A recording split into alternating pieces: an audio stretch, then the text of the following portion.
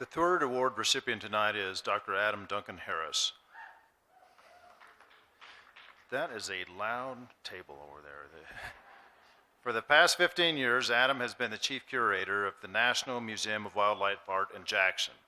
He's curated many notable exhibits, including Yellowstone to Yukon, Drawing on Instinct, and Darwin's Legacy. His book, Wildlife in American Art, Masterworks from the National Museum of Wildlife Art, has become a primary resource and private reference for scholarly work. Adam has also authored numerous other art publications, from catalog essays to magazine articles, and has participated in educational forums nationally and internationally. He has committed himself to bringing recognition to wildlife art as a respected genre of fine art and has played an important role in elevating its status in the 21st century. As a founding member of the Public Art Task Force in Jackson, Adam has shared his expertise to benefit the community. Through his extensive and scholarly work, Adam has enhanced the status of the National Museum of Wildlife Art and the state of arts in Wyoming. Here's the video for Dr. Harris.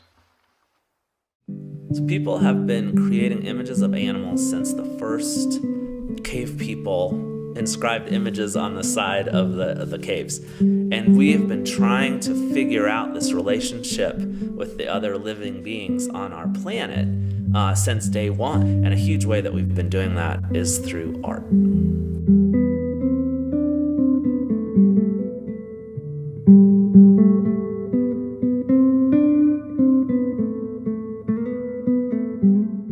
I think a lot of us don't really realize that we're being subtly led through these exhibits by curators, and that is such an important part of having an elevated experience. What we want to do with any exhibit is come up with a theme that we can, theme or a story that we can tell as you go through the exhibit.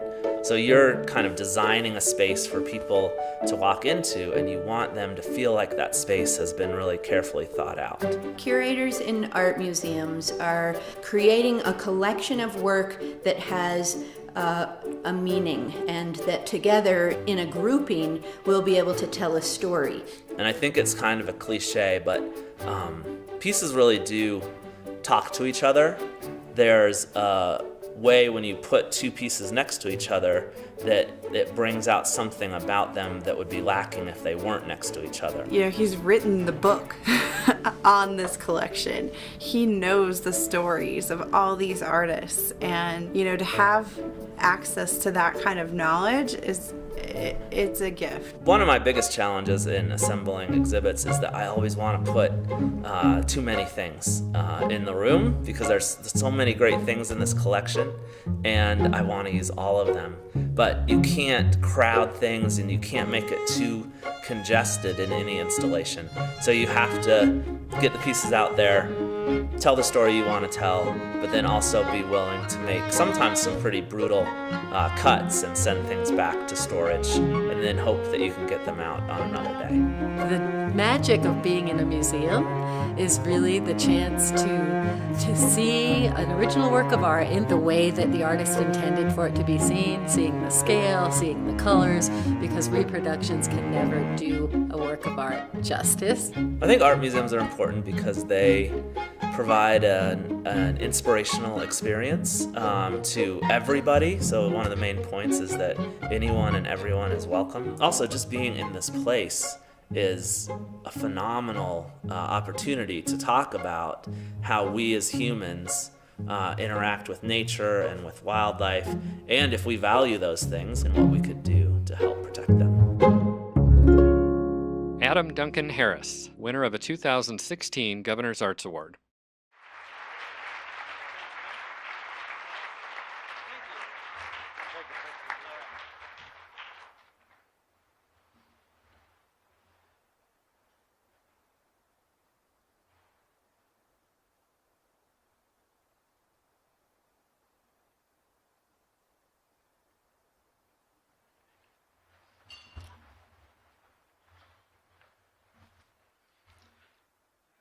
I agree, it's hard to bring tears to our eyes and then ask us to offer some coherent thoughts, but luckily I wrote some down. So, Thank you so much, Governor Meade and the Wyoming Arts Council. It really is humbling to receive this honor. In the middle of telling my 7-year-old daughter Kiki about this award, she disappeared, and I figured I was yet again over-explaining something to her, and she had really just kind of lost interest after a while. But a minute later, she came back, wielding this magnificent trophy. Can you see that? It's really small. So, and she said, "You're getting an award like this?" And I said, "Yes." "Well, not exactly." I received this little gem at the tender age of 13 out of what was, I firmly believe, an incredibly strong field of about 20 swimmers. I placed 17th that year at the Rollins Swimming Pentathlon. So this tiny token accurately predicted the success of the remainder of my swimming career. So luckily I did not have my heart set on Olympic gold, because that wouldn't have turned out well. Very fortunately for me, academics came easier to me than aquatics. I loved school, and I ended up staying in it for as long as I possibly could.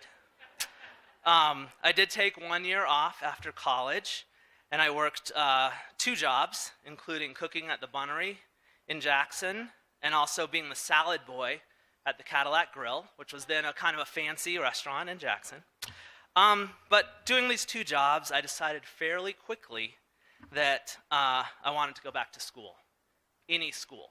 Any school there was, I would go back to it. So I enrolled as an undeclared graduate student at the University of Wyoming. An undeclared graduate student, who does that? You know, most people move on and do something else.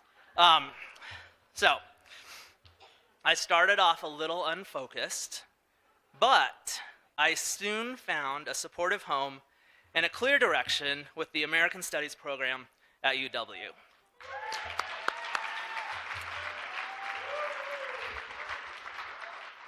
I owe them a huge debt of gratitude. At this critical time in my life, the leaders of that program, Eric Sandine, who's here tonight, thank you so much, and John Dorst, laid the groundwork upon which my future course of study would be built, and opened the door for me to pursue my doctorate at the University of Minnesota. That degree, in turn, gave me the experience necessary to come back to Wyoming to take the amazing job that I still hold at the National Museum of Wildlife Art. The success of the museum in general is due in large part to our founders, Bill and Jaffa Kerr, recipients of this award in 1997. And I can't tell you what an honor it is to get the same award. They had the vision to create a place dedicated to exploring humanity's relationship to nature in the heart of one of the most beautiful places on Earth. And that was an incredible vision. I firmly believe that this award recognizes the museum as much as it does me. I would not have been able to accomplish a fraction of what I have were it not for such a passionate and dedicated group of coworkers, volunteers, and board members who are always there to lend a helping hand, a critical eye, or a supportive smile. It was a real surprise to be nominated for this award, and no less win it. Thank you to Jocelyn, Bronwyn, Sue, and everyone else who contributed to the effort. Thanks also to our new director, Steve Siemens, for immediately organizing a group to come down and help celebrate this award with me. Thanks to the Loud Table, number 16. All of you guys. For braving I-80. It's always a magical ride. We all love it. So anyway, thank you to all of my amazing friends and coworkers at the museum. And I'd like to end by saying that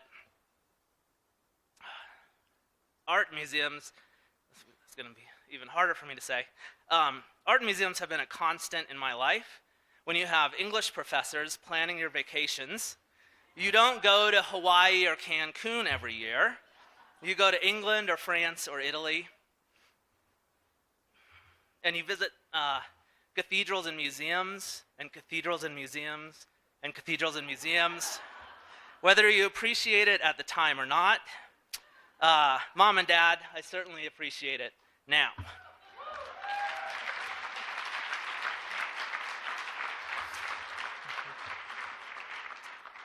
Lastly, thank you to my smart and talented wife, Christine.